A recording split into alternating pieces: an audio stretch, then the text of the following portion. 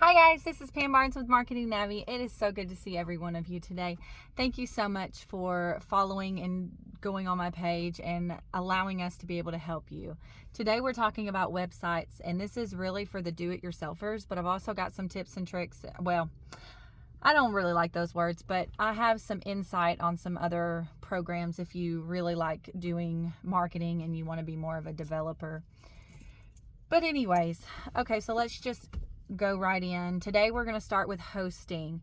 The reason why we're starting there instead of URL is because a lot of hosters will provide you with a free URL the first year, and your hoster is where you're putting your website. What is hosting it? And then you've got your builder, and then it's a lot. So I'm trying to make this as simple as possible. When you are looking at your hoster like Wix or Squarespace or WordPress and all of its other hosters like Hostinger and, there's so many, GoDaddy, but Gator, I can sit here and talk about all the hosters. There's thousands of them. But anyways, when you're looking at all of that, you are going to see the dollar amount. And that's very, very important. I'm not saying that it's not, but really pay attention to what you're getting with that dollar amount and watch some videos. And if you want me to rate some of the programs on usability and price and so many the other options of what they provide versus what they don't, pros and cons kind of stuff, just let me know. Comment below on the programs that you would like to hear about, and I could create a video on that. But there are thousands of videos on YouTube about this as well. But if you like seeing my face, I would love to help you. Okay. When you are looking at your hosters, the dollar amount is important, but you also want to look at what does it provide for you. Some of them will provide email addresses, professional email addresses, and some of them will also provide URLs and a couple other things, some calendars and stuff like that. Oh, and forms too, because all of this stuff can cost if they do not provide it. So think about that. Also, you want to think about their hosting and how fast is their hosting, because sometimes the cheaper option is not very fast, and Google likes fast websites. So if you have a slow hoster, or if it's down quite often, Google's not going to like you, and your website is not going to be as big as you would like it to be. Now, if you're wanting something super simple and you're just using it for like a one-page website, you don't need anything crazy, then I would look into stuff like that. But hundreds of thousands of people have websites. So there's millions and millions and millions and millions and millions and millions and millions of websites on Google, and Google is all about the customer. So you can obey all of the rules, and still your website may not be exactly what it needs if it's not for the customer. Again, speed and stuff like that. So, hosting. You want to make sure that it's user friendly for you, especially if you're brand new. You want to make sure that you can understand how to build it and you're not forcing yourself to learn it, because you're paying for the year ahead of time, by the way. Almost every single hoster, I haven't found one that doesn't, but I'm sure there's one out there, so I'm not going to say all of them, will make you pay for, or will want you to pay a year ahead of time. Well, if it's taking you 6 months to build your website, you are losing 6 months of that where you can have your website out there. So really, really think about user-friendly for you and then user-friendly for your customers. And what I'm talking about with user-friendly is you want to make sure that your builders that you're using to build your websites, Wix and Squarespace and Shopify, and there's a couple others that do really, really well with having a very good builder that you can drag and drop, and you can connect it really easily, which is super, super beneficial for you. Now, there are some little hiccups that do happen, so I'm not going to say that everything is super easy and it's going to be a cakewalk for you like the commercials do, because it may not be. There are some coding and there is some troubleshooting that you will probably have to pay for, especially if you're going to do especially if you're going to do extra connections with email addresses and something's going on with your email address and it's not connecting right, or your calendar. Some of that isn't super complicated. I can create a whole nother video on all of this. I do not want to waste your time.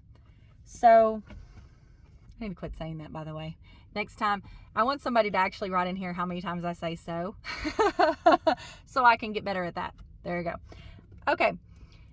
Once you've got your hosting and you figured out what you're going to be doing and how you're going to be building it and what your cost is going to be, you're going to start designing at this point. And with your designing, you want to make sure that your branding is consistent. So there I go saying it again. You do not have to be a branding professional, but I would watch a couple videos on branding to make sure that your voice sounds right and it's consistent, along with your fonts match what you're doing and your colors. Are you more white balance? Are you more dark? Or which subconsciously we do this already, but I would have a couple people look at what you're doing and also look at some of your competitors as well, and some people that are, well, I don't like the word competitors, but people that are in your profession, and see what their websites look like and see what you like and you don't like, and then you can kind of get a better feel of who your customer is and where they're at mentally, physically, and online. And it'll help you market a whole lot better. It'll help with your that's a whole nother part of SEO, but it will help you. It'll help your user experience. They're not going to get lost and confused. Here we go again. Okay, so when you've got your design down, you want to work on your connecting. I'm not going to get super deep in SEO because, again, this is videos for the do-it-yourselfers, and you're just trying to get something out there and you're trying to learn as you go. I would really watch some videos and read some books on SEO, search engine optimization, for your speed, for your keywords, and gosh, there's so much more. But I would really look into that as well, because your content creating and how you're going to target those customers is really going to help your website grow and get on the first page instead of being on the 4th and 5th and 6th page. Now, you can use ads to get you further up, but again, Google is about the user experience, not the business. So if your business does not relate to the customer that you are trying to get to, they are going to send them out there due to your keywords on your ads, but they're still not going to like you 110%. Okay. Launching your website. Let's go into this real quick. When you submit launch my website, that does not 100% launch your website. You have got to connect it to search engine search engine console. And to do that, I said a lot and then some.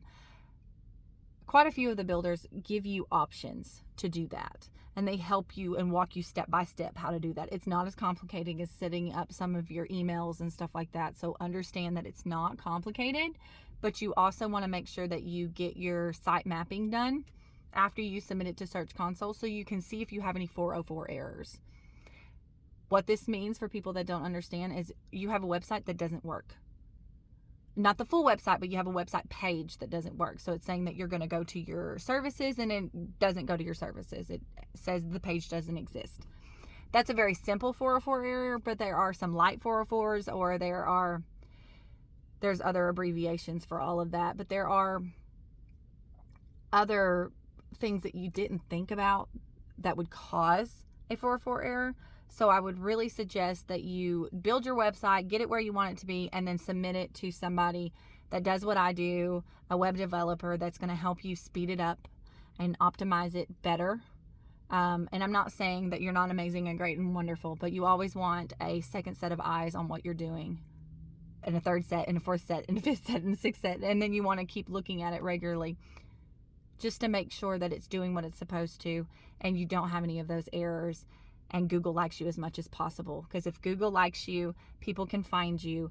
But here's something to really remember when you're building a website. It is not quick, it is not easy, and it is not something that is going to happen overnight. It is a journey. A website is a journey. If you're wanting something that's just quick and easy and fast, you can build it and just know that you're going to have to grow it. 110%. And 9 times out of 10, people call us in marketing. They call Marketing Navy like, hey, can you just fix this? And we do that. I said it again.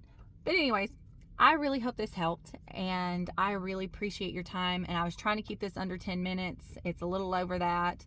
I appreciate everything that you do and how hard you work, because we understand as an entrepreneur, you have so many hats and you do so many things, and time is the most valuable thing on the planet.